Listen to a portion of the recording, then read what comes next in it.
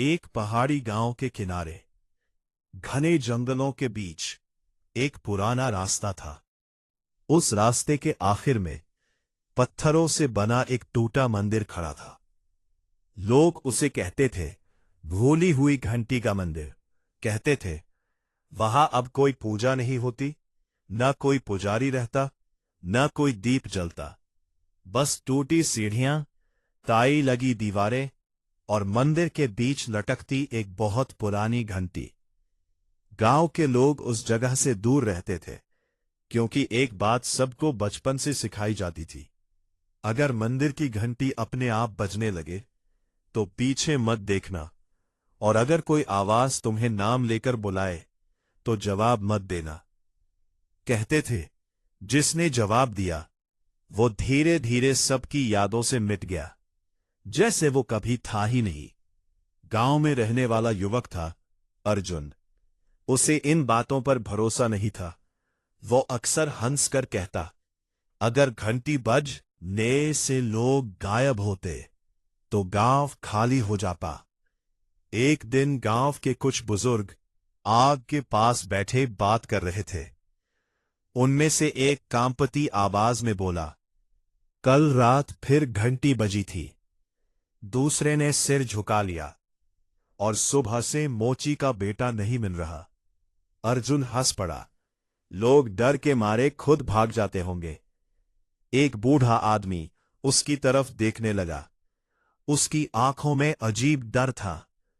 वो धीरे बोला, अगर सच जानना चाहता है तो मंदिर चला जा, लेकिन एक बात याद रखना, अगर कोई तेरे पीछे तेरा नाम ले, मुड़ना मत। अर्जुन ने उसी रात जाने का फैसला कर लिया। आसमान बादलों से ढका था, हवा ठंडी, जंगल असामान्य रूप से शांत, जैसे पक्षियों ने भी आवाज करना छोड़ दिया हो। हाथ में लालटेन लिए वो मंदिर की ओर चल पड़ा। जंगल गहरा होता गया। पेड़ों की शाखाएं रास्ते के ऊपर झुकती जा रही थी, और दूर पत्थरों के बीच उसे टूटा मंदिर दिखाई दिया हो। ऊपर काली पड़ी घंटी हवा के बिना स्थिर लटक रही थी। सब कुछ शांत था। अर्जुन सीढ़ियां चढ़कर भीतर पहुंचा। दीवारों पर पुरानी दरारें थीं, मिट्टी जमी थी, और बीच में वही घंटी।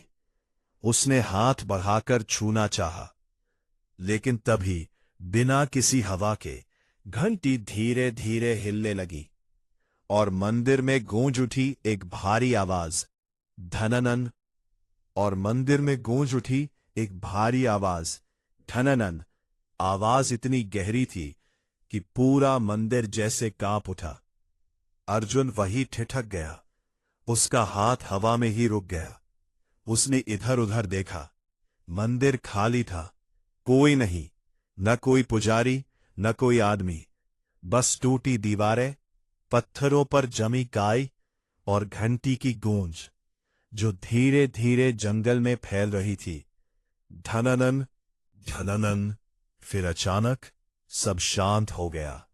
इतनी खामोशी कि अर्जुन को अपनी सांस तक सुनाई देने लगी।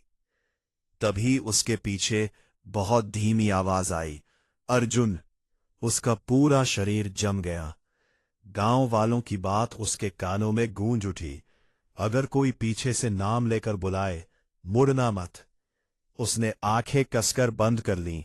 दिल इतनी तेज धड़क रहा था जैसे सीने से बाहर आ जाएगा। फिर आवाज दोबारा आई, अर्जुन।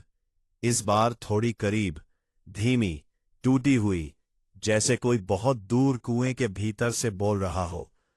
अर्जुन ने खुद को संभाला, कोई मजाक कर रहा होगा, उसने मन ही मन कहा। लेकिन तभी उसके कंधे के पास ठंडी हवा महसूस हुई, जैसे कोई बहुत पास खड़ा हो, और कान के बिल्कुल पास फुसफुसाहट हुई। मुड़कर देखो। अर्जुन का गला सूख गया, लेकिन उसने खुद को रोका। वो मंदिर के बीच खड़ा रहा। तभी सामने दीवार पर लगी टूटी मूर्तियों की छाया हिलने लगी, जबकि लालटेन स्थिर थी। एक छाया धीरे धीरे लंबी होने लगी, फिर दूसरी, फिर तीसरी, जैसे कई लोग मंदिर में आ गए हो, लेकिन पीछे देखने की हिम्मत अर्जुन में नहीं थी। फिर मंदिर के फर्श पर किसी के पैरों की आवाज सुनाई दी, धीरे, भारी, पत्थर पर घिसटती हुई, थक थक थक।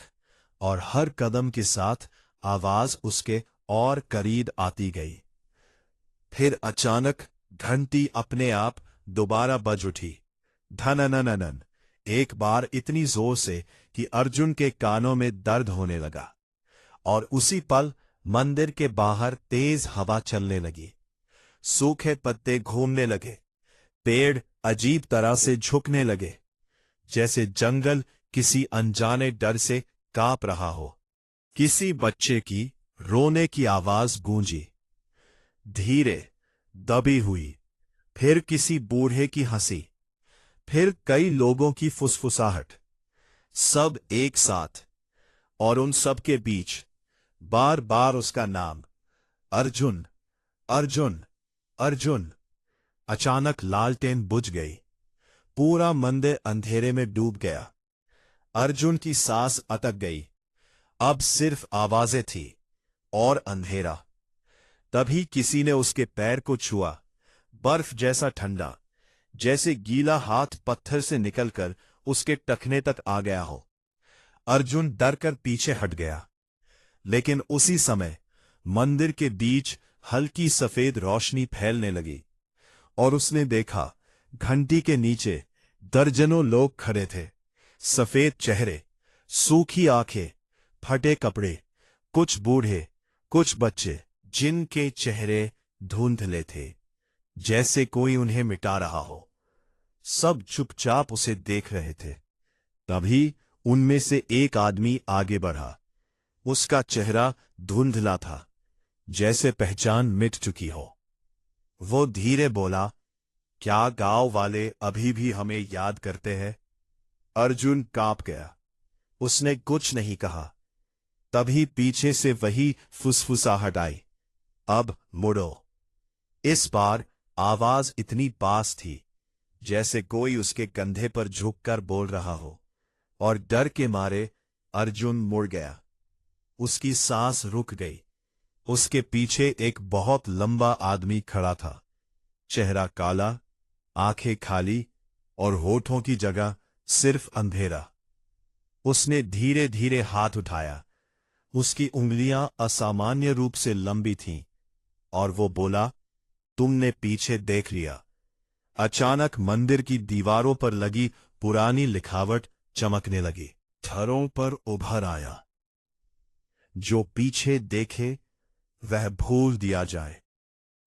घंटी तेजी से बजने लगी, धननन, धननन, धननन, इतनी तेज कि पूरा मंदिर कांपने लगा। अर्जुन भागने के लिए मुड़ा, लेकिन बाहर जाने वाला रास्ता गायब था। जहां सीढ़ियां थीं, वहां अब सिर्फ काला अंधेरा था, और उस अंधेरे में सैकड़ों आंखें चमक रही थीं। तभी मंदिर के भीतर खड़े लोग धीरे धीरे उसकी तरफ बढ़ने लगे।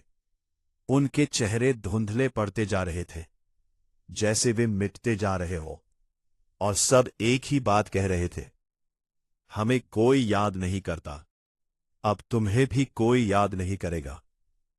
अर्जुन चिल्लाया, भागने की कोशिश की, लेकिन अचानक उसके हाथ धुंधले होने लगे, जैसे शरीर धीरे धीरे मिट रहा हो। उसने कांपते हुए अपना नाम बोलना चाहा, लेकिन आवाज नहीं निकली, जैसे उसका नाम उससे छीन लिया गया हो।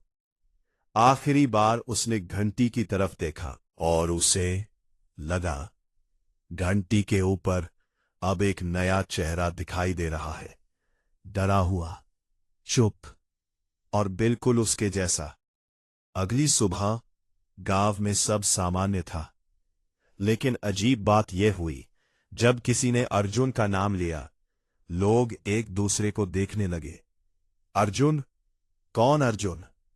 और मंदिर की टूटी घंटी दूर जंगल में धीरे धीरे अपने आप बजती रही, धननन,